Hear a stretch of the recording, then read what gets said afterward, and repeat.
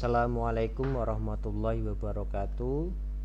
Alhamdulillahirabbil alamin. Assalatu wassalamu ala asrofil anbiya'i wal mursalin wa ala alihi washabihi ajma'in, amma ba'du. Bagaimana kabarnya anak-anak? Mudah-mudahan malam ini anak-anak selalu dalam keadaan sehat walafiat.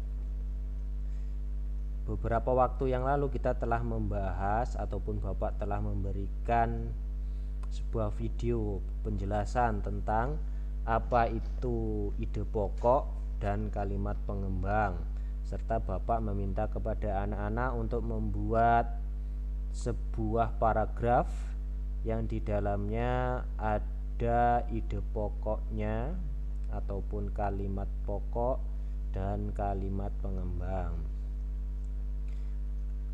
Selanjutnya Bapak hanya akan mereview.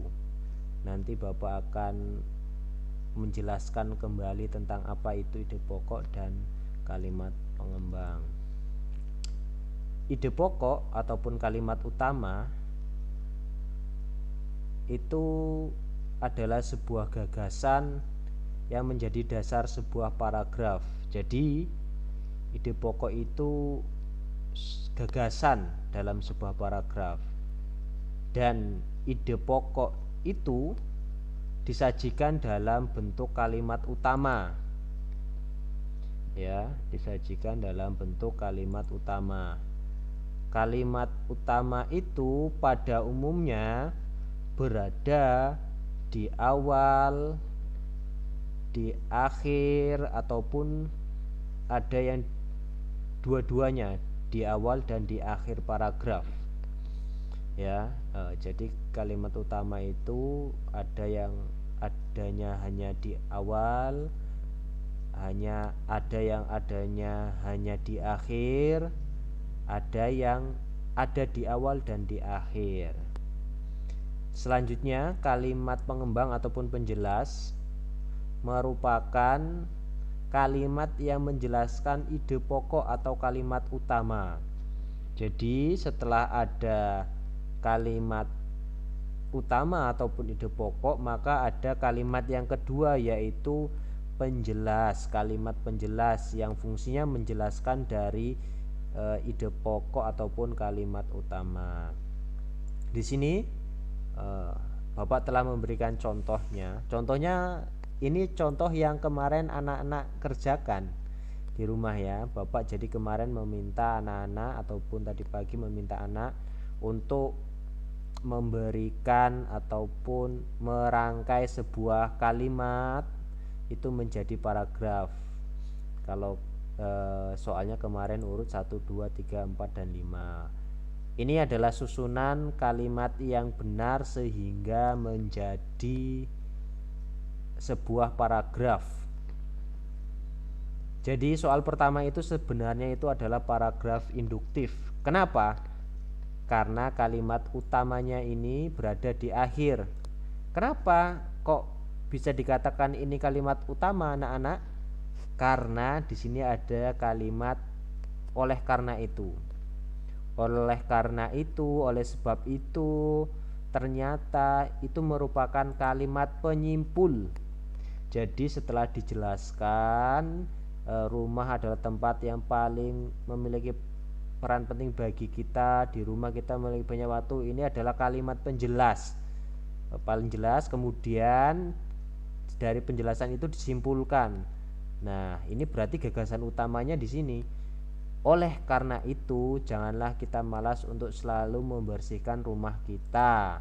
Ini berarti di sini kalimat utama atau ide pokoknya berada di sini. Kalimat deduktif itu adanya ide pokoknya di awal kalimat. Gimana Pak cara mengetahuinya? Asalkan ya ini tadi, kalau asalkan tidak ada kata-kata oleh karena itu, oleh sebab itu, atau ternyata, maka pasti kalimat itu bisa dikatakan kalimat deduktif. Pasti dia kalimat utamanya itu berada di awal kalimat. berada di awal kalimat pada sebuah paragraf. Selanjutnya kalau kalimat campuran gimana?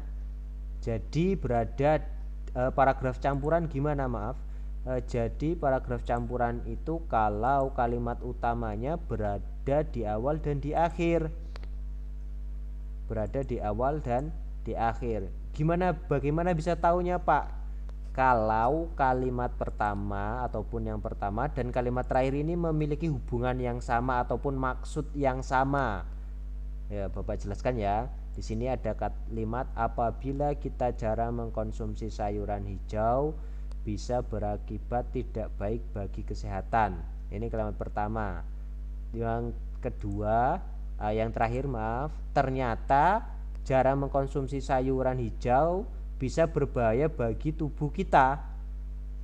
Sama kan maksud dari kalimat pertama dan terakhir, yaitu sama-sama kalau tidak mengkonsumsi sayuran hijau itu bisa berbahaya. Oleh sebab itu maka kalimat ini paragraf ini bisa dikatakan sebagai paragraf campuran. Demikianlah anak-anak penjelasan tentang ide pokok dan kalimat pengembang serta berbagai macam contoh paragraf mulai dari paragraf induktif, deduktif, dan campuran. Oke, sekian Bapak akhiri. Terima kasih. Wabillahi taufik wal hidayah. Wassalamualaikum warahmatullahi wabarakatuh.